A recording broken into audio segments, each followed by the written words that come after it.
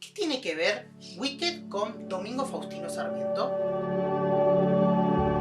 Hola a todos, esta semana por fin pude ver la película de Wicked, que es una adaptación del musical de Broadway del mismo nombre, y a su vez es la adaptación de un libro escrito por Gregory Maguire y publicado en 1995 con el título Wicked, Memorias de una bruja mala, que nos cuenta la historia de Elphaba, una niña con un color de piel muy característico porque es verde y con poderes mágicos, y que luego va a convertirse en la bruja mala del oeste, que es la antagonista principal de la película del Mago de Oz. Nos cuenta la historia desde la infancia de Elphaba hasta convertirse en lo que es a la llegada de Dorothy. A pesar de que la película parece simplista, porque además es un musical, entonces tiene momentos cómicos, tiene mensajes y connotaciones políticas muy evidentes y que se hacen muy explícitas en la película. La principal idea de la historia es cómo se crea la figura de un enemigo público para de esa manera afianzar el poder en un gobernante. Esto lo podemos ver en dos momentos importantes en la película y a partir de ahora va a haber spoilers.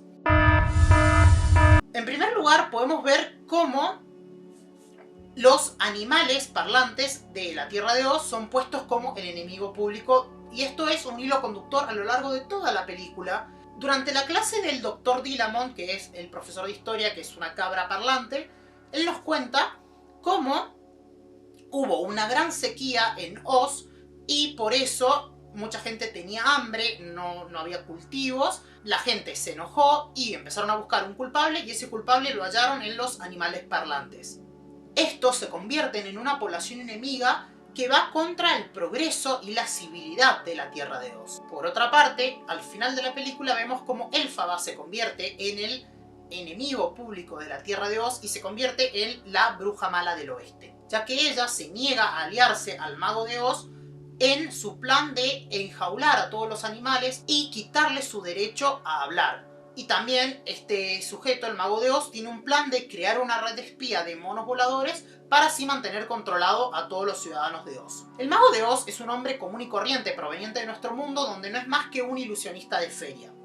Pero con sus conocimientos en ilusionismo y espejitos de colores logra someter a toda una nación y hacerles creer que él es un mago poderoso. Él hace algo que se puede considerar inteligente y lo dice explícitamente en uno de los diálogos de la película, que es que la mejor manera de unir a la gente es darle un enemigo en común.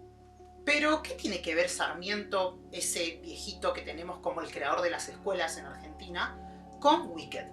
Bueno, en el año 1845, Domingo Faustino Sarmiento publica su ensayo titulado Facundo, o también conocido como Civilización y Barbarie. Aquí Sarmiento reaviva un poco o reabre esa brecha entre lo que él considera la civilización y la barbarie. La civilización para Sarmiento está representada como Europa, Norteamérica, las ciudades, el progreso. En cambio, la barbarie está representada como América Latina, Asia, Oriente Medio, el campo y los pueblos indígenas u originarios del país. Este texto es considerado hasta el día de hoy uno de los principales exponentes de la literatura latinoamericana, porque refleja algo que tenemos como pueblo colonizado de Latinoamérica, que es esta lucha que existe entre lo que consideramos civilizado, siempre representado con modelos del norte global, y lo que consideramos como bárbaro o salvaje. Es importante recalcar que en el contexto en el que se publica este ensayo, la identidad nacional argentina todavía no estaba muy definida, a pesar de que la Declaración de la Independencia se había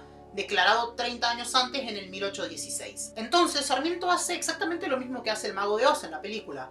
Crea una identidad nacional a partir de darle a los argentinos un enemigo en común. Esta reflexión no la hago tanto como para pegarle a Sarmiento, sino más bien para que replanteemos y repensemos cómo nuestra identidad, tanto nacional, pero también nuestra identidad muchas veces es construida frente al odio a lo que consideramos diferente, a lo que consideramos diverso, a lo que consideramos que no somos, lo odiamos, y entonces así se crea nuestra propia identidad. Por otra parte, también en la película de Wicked podemos ver cómo les es fácil crear la imagen de enemigo público en Elphaba debido a su extraño color de piel verde.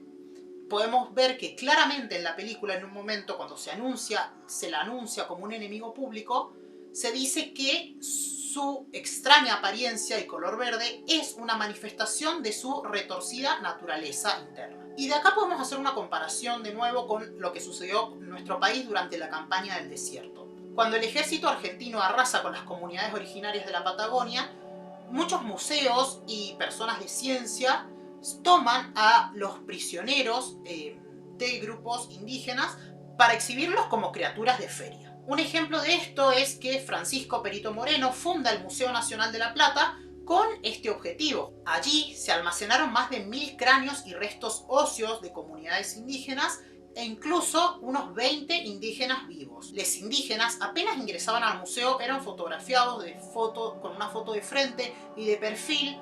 También les eran tomadas sus huellas dactilares y les era medido el diámetro de su cráneo para calcular algo que se conocía en ese momento como el índice encefálico.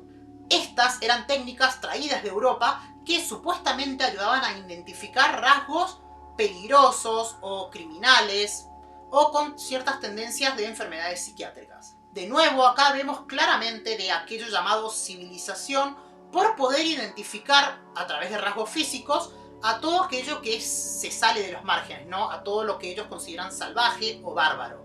Lo mismo sucede en la película. De esta manera se podía identificar a simple vista a una de estas personas con las que no se deben entablar lazos.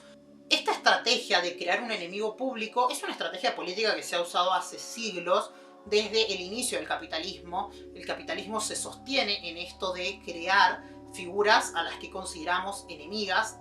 Ya podemos verlo desde los inicios del capitalismo, como dije, a partir del siglo XV, en la figura de las brujas o en la figura de los pueblos originarios.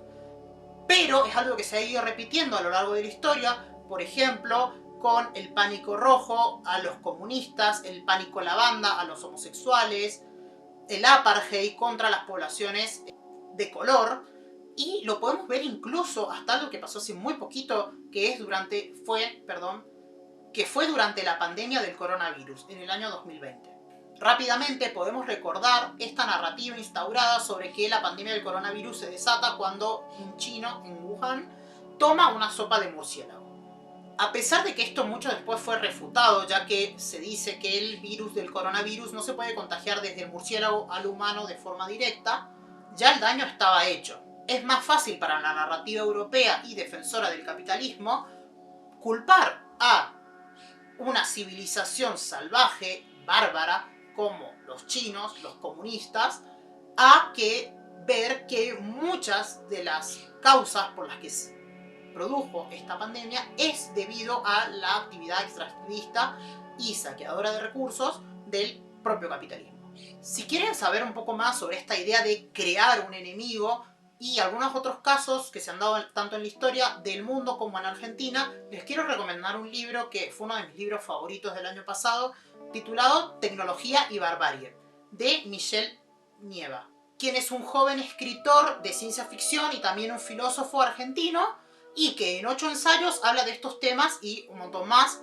No habla justamente de Wicked, eso es una cosa que tomé yo de la película para poder traer este video y hacer este video, pero de todo lo demás que les conté, sí, se explaya mucho más que yo. Para terminar, quiero recordar que siempre que el sistema capitalista se vea amenazado con algo que puede llegar a derribarlo, siempre hace esto de crear una figura de un enemigo para evitar justamente las organizaciones colectivas, para que veamos en nuestros vecinos, en nuestros compañeros, al enemigo, al diferente, y no podamos formar lazos de comunidad y organizarnos para enfrentar a este sistema.